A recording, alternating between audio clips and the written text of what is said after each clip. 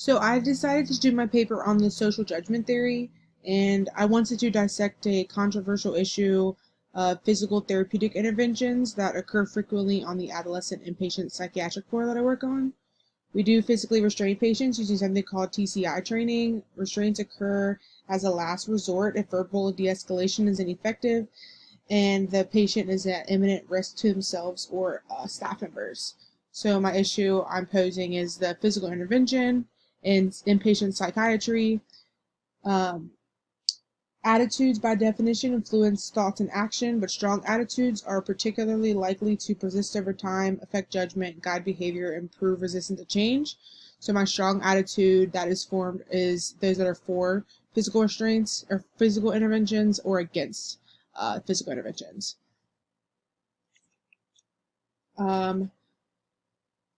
Social judgment theory has three core concepts, which is latitude, assimilation, and contrast. So I go over in way more detail in my paper the three, but for latitude, I identified my latitude of acceptance, or most acceptable is the safety of staff and patients. My latitude of rejection, or my most objectifiable, was the re-traumatization of patients.